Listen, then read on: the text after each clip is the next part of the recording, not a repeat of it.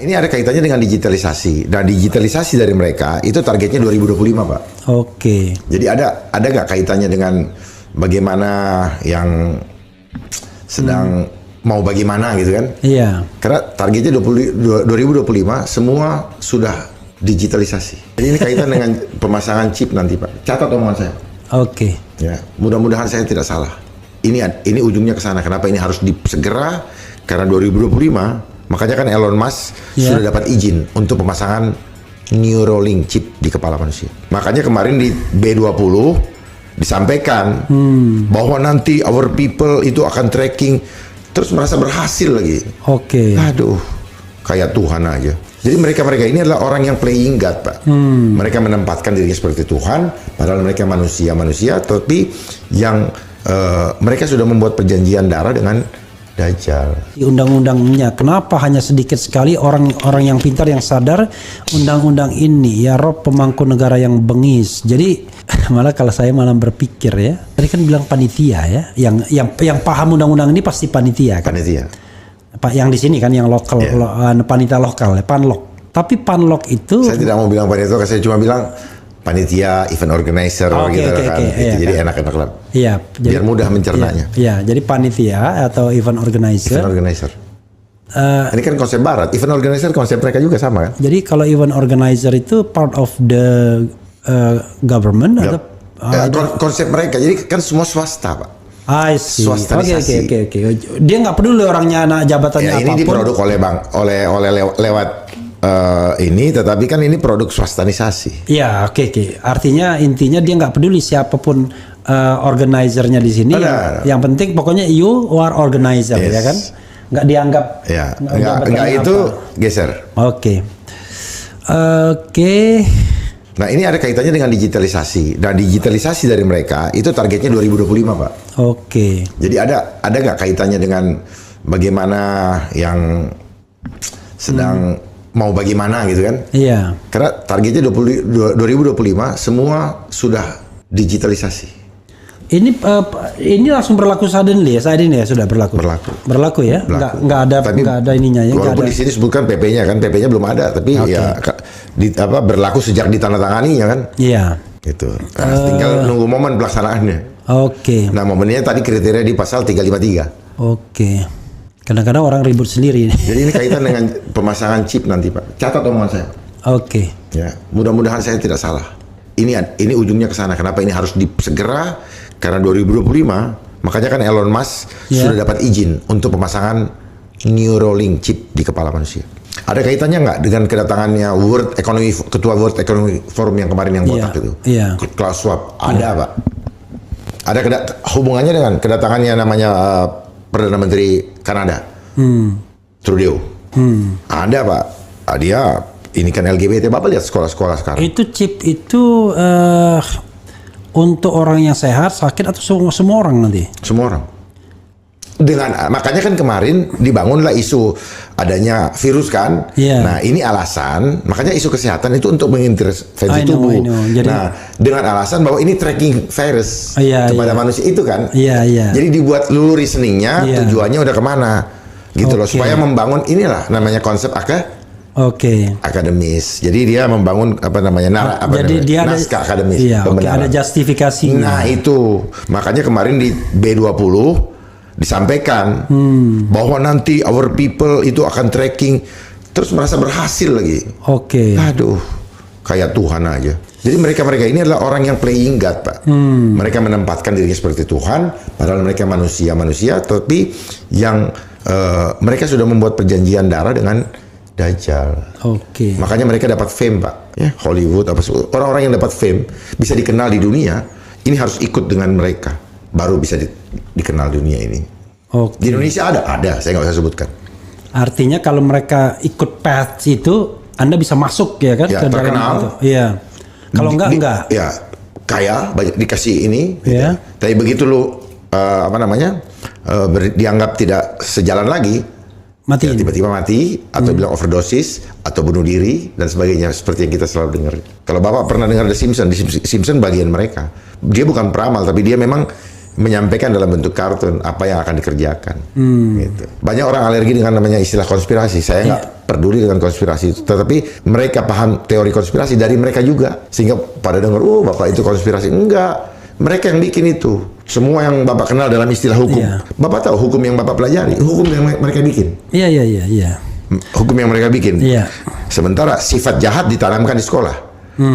Buah kejahatannya, perbuatan jahatnya ada buah. Itu setelah masuk ke marketplace. Nah, bapak nanti baru bicara tentang ini. Mereka yang bikin semua. Ya karena tadi yang cuma di atas kertas doang untuk meningkatkan keimanan dan ketakwaan tadi. Jadi ukuran orang berhasil atau tidak adalah Anda hari ini punya Mercy, punya Mercedes, atau punya BMW, BMW. Dari manapun kau dapat, bodo amat ini. Ya, punya rumah yang ada kolam renangnya dan lain sebagainya kan begitu. Dan bodohnya rakyat orang-orang itu mengelulukan. Padahal dia sendiri tahu bahwa kayaknya dapat dari mana gitu. Terus kalau baru mau masuk rumah baru diselamatin. Ya Tuhan, saya bilang. Tipu Tuhan. Ya bukan tipu Tuhan, manipulasi mata manusia. Begini, kalau saya lihat dari Pak Jenderal ya, pertama kita bicara tentang undang-undang kesehatan. Tapi kalau dari pembicara sebelumnya, ini kan beyond that undang-undang kesehatan, ya kan? Ini soal yang terkait dengan sebuah kerangka yang sudah terbangun selama puluhan bahkan mungkin ratusan tahun. Lalu kalau ini kan gampang nih, yang namanya ini kan tinggal cabut tuh gampang, ya paling tidak. Walaupun ada upaya, ada perkelahian dan lain sebagainya. Tapi untuk dari kerangka atau framework yang sudah terbentuk selama ratusan atau puluhan tahun itu, gimana escape-nya seperti apa? Kan cuma satu, Pak. Iya. Cara menolak dosa gimana sih, Pak? Tobat. Katakan tidak pada dosa, selesai. Oke. Jangan diterima. Misalnya Bapak, Pak ini pakai barang ini, saya nggak mau. Selesai kan begitu. Masalahnya Bapak termanipulasi. Ada tipu daya yang kita lihat kelihatannya bagus, ternyata ujungnya jurang. Contoh, kenapa sih kita selalu bilang suatu keniscayaan kita tidak bisa menghindar dari teknologi? Revolusi industri 1.0, 2.0, 3.0, 4.0. Harus diikutin semua. Ikutin semua. Siapa yang bikin ini? Itu sama dengan cellphone, Pak. Ya, cellphone itu punya mereka, Pak. Saya tahu, Pak. Makanya di cellphone itu dibilang ada iPhone, ada mata satu. Dia main di sini, Pak. Iya. Itu ya. Nah, terus ada generasi baby boomers. Ada X generation, ada Z generation. Itu buatan mereka semua. Z itu apa? Zombie generation. Sadar nggak orang? Oke. Dan cara mereka menghancurkan negara cukup dengan handphone. Orang udah tidak aware dengan ada mau maling kayak, ada mau bunuh kayak. Wah, di situ dia. Hebat. Nggak perlu ada serangan fisik, Pak. Lewat handphone, hancur moral. Sekarang pertanyaannya, katakan tidak. Tidak. Gimana caranya kita nggak pakai? Gampang. Kita pakai ini dulu juga enggak, karena digiring semua oleh sistem. Dan bodohnya kita mau. Sekarang kita ribut. Wah, Tokopedia bikin rugi. TikTok UMKM. Lah, lu terima, lu pikir dulu. Bagus tidak? Kalau sekarang sudah tidak, ya tolak. Let's say misalnya Pak Jenderal ya, dengan market yang besar seperti ini ya. Ekonomi lagi kan? Iya kan? Dengan lupa Tuhan kan? Orang yang cinta sama uang pasti berbuat jahat. Enggak, maksudnya gini, dengan market seperti ini kan kita bicara teori di atas kertas ya. Bisa kan Indonesia nggak bergantung pada... Sangat bisa, Pak. Indonesia harus menjadi donatur bangsa asing. Karena yang mengatur dunia ini adalah satu perusahaan besar. Perusahaan Vanguard, Pak. Bapak harus tahu dulu itu, Pak. Dia yang mengatur, Pak. Dan duitnya dari mana? VOC. Perusahaan zaman dulu. Iya, jangan dipikir VOC ini tidak ini. VOC lambangnya kayak apa? VOC kan begini. Iya. Mirip-mirip Freemason, Pak. Iya. Memang dia punya Freemason. Passer penajam. Kalau Bapak tahu bahasa itu. Iya. Passer penajam. Ada kaitan nggak? Apakah kebetulan? Oh, nggak ada yang kebetulan di dunia ini, Pak. Termasuk saya ketemu Bapak, bukan kebetulan. Ada rencananya Tuhan. Iya. Dia bilang, Pak Jenderal ngomong di podcast Refli Harun, tak bahaya tak? Jadi tadi ya, artinya ya memang, tapi kadang-kadang orang berpikirnya begini Pak Jenderal, bagaimana kita mau mengatakan tidak? Orang kita kena infiltrasi dulu, bahkan secara fisik. Let's say misalnya gini, kita bicara katakan tidak dengan itu ya. Sementara infiltrasi ini tidak hanya soal teknologi, tapi sudah fisik kan? Manusia yang masuk ke sini, ya kan? Katakan let's say dari negara asing ini udah dideploy mungkin kayak Rempang gitu kan, sudah dideploy manusianya. Jadi kalaupun kita berhadapan di depan kita lihat musuh, tapi di belakang kita digebukin sudah. Bahkan tenaga kesehatan juga sudah banyak yang masuk. Nah makanya, lalu gimana dong kita way out-nya apa? Bapak tahu nggak bagaimana mereka bisa tahu kondisi bangsa kita? Karena kita pegang handphone. Mereka punya data analisis, namanya machine learning.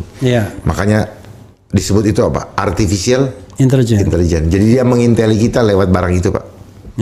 Bapak cari apa, lihat apa, ketahuan dia muncul apa.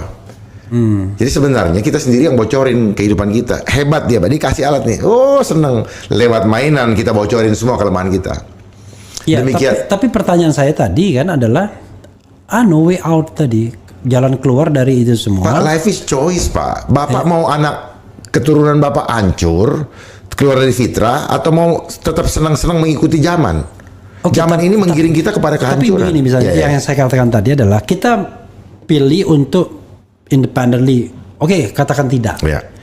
Tapi persoalannya tadi di depan kita sudah ada musuh yang siap gebukin kita, di belakang rupanya sudah ada infiltratif, sudah berjuta-juta orang sudah masuk ke sini yang akan memaksa kita. Bapak memilih mana? Lebih terhormat kita mengikuti jadi budak seumur hidup atau raja sehari?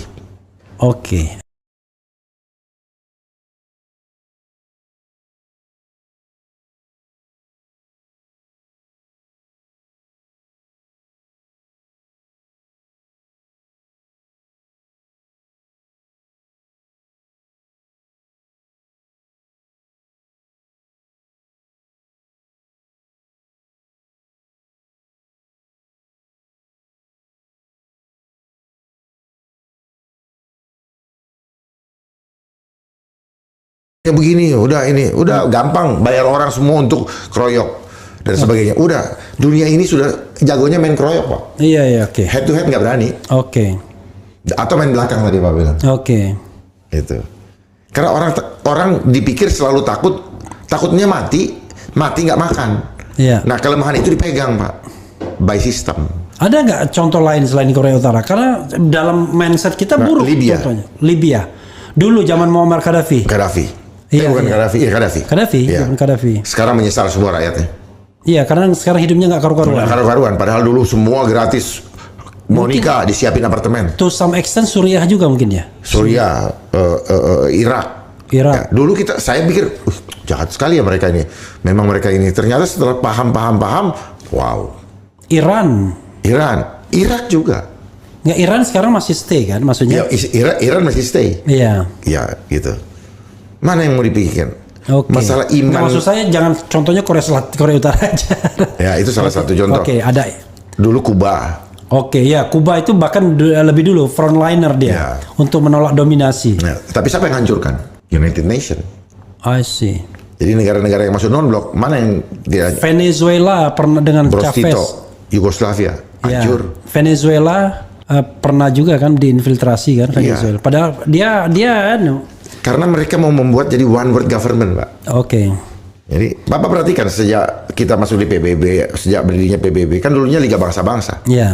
Liga Bangsa-Bangsa kurang berhasil bikin PBB. Sekarang gini, Indonesia merdeka tahun berapa? PBB berdiri tahun berapa? PBB 48 ya.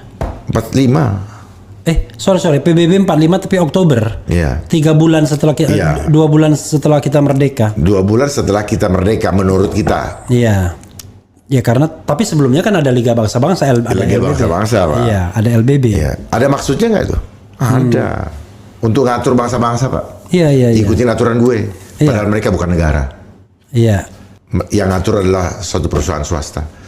Dan sekarang yang terbesar di dunia namanya Vanguard. Sekarang kalau kita kaitkan dengan keberadaan China misalnya, apakah mereka masuk bagian dari konspirasi itu juga? Dia bagian daripada proxy. Cuma proxy aja. Proxy, Pak. Cuma proxy. Karena yang dipentingkan di sana bukan apa ideologi. Apa namanya akidah. Yang penting ada cuan. Makanya karena mereka penduduk terbesar di dunia. Sehingga paling enak sistem itu dimainkan di sana, sehingga sistem itu mau nggak mau karena mereka banyak diaspora, cepat akan menyebarnya, khususnya dalam dunia perdagangan.